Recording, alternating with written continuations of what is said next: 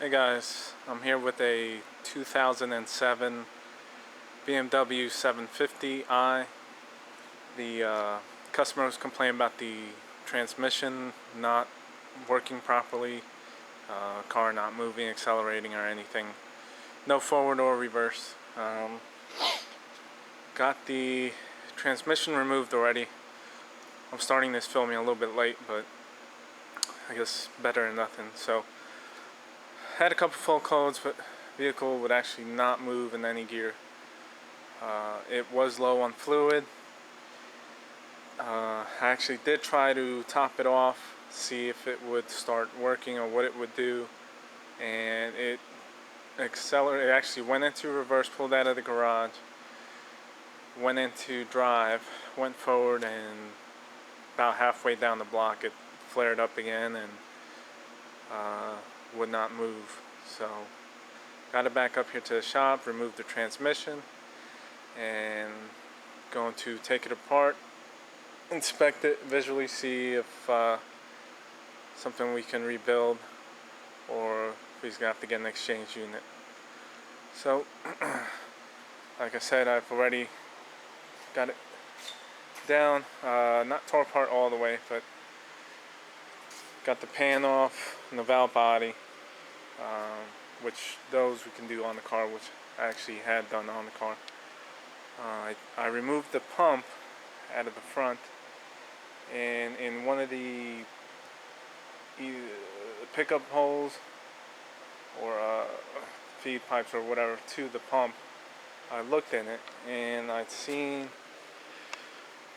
a little piece of metal.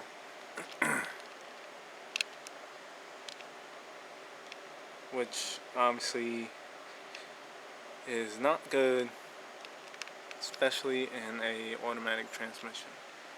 So I stopped right there. Instead of taking all that out, checking the rest of the internals, the clutches, drums, seals, all that, I'm gonna take the pump apart and try to find out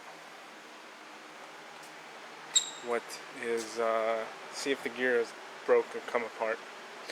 So that's where I'm at. That's where I'm starting the filming, and I will get you further shots once this is disassembled. See what we find.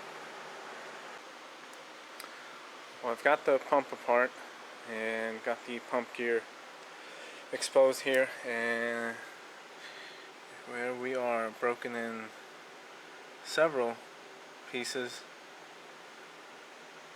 and that would definitely explain why it stopped accelerating. And who knows how long he'd been running this transmission with low fluid. There was a bunch of metal in the pan and on top of the valve body, which, let me see if I can get a shot.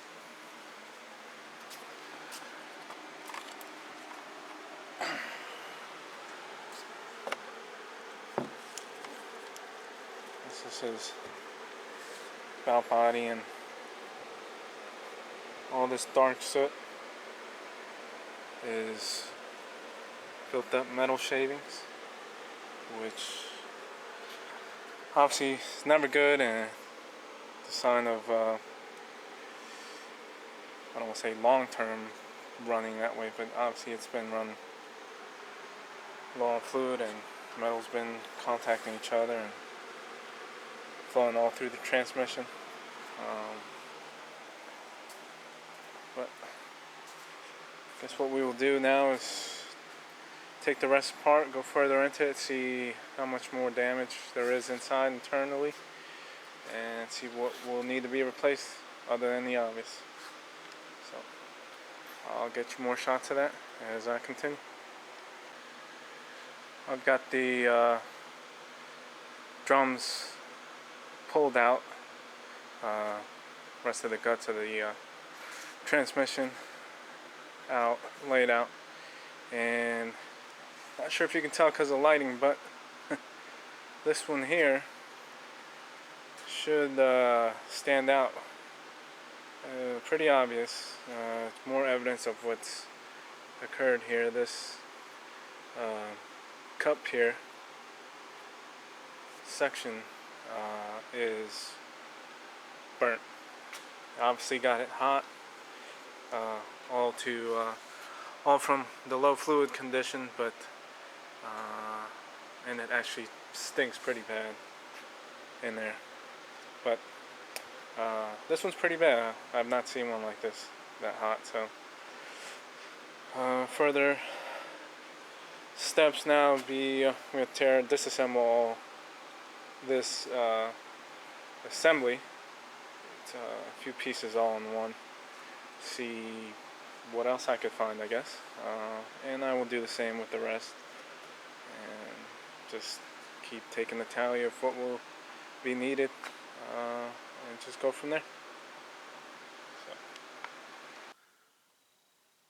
So I hoped you liked that one. It's nothing crazy, just a quick tidbit that I wanted to show. This was actually filmed years ago, and I happened to find it in one of my memory cards.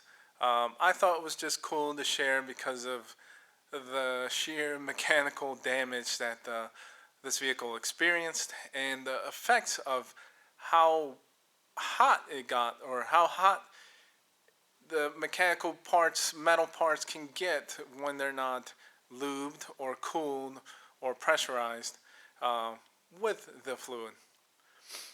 So this was more of a just quick show and tell effects of not repairing your gasket leaks, running with low fluid, ignoring recommendations or repairs, basic stuff that can help prevent deep mechanical problems like this.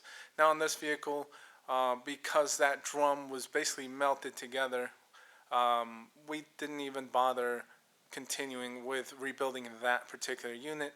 He ended up getting a used unit and everything was fine after that.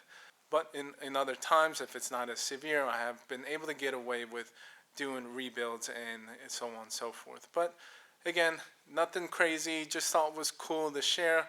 Hopefully it just gives you a visualization of insight of how things can get affected by not having proper fluid levels. Just back to basic stuff, and it pertains to all components of the vehicle, whether it's rear diff, engine, tranny, front diff, cooling system, power steering system. If your basic fluid levels aren't of the correct fluid or at the correct level because you have leaks and stuff, you can run into big problems.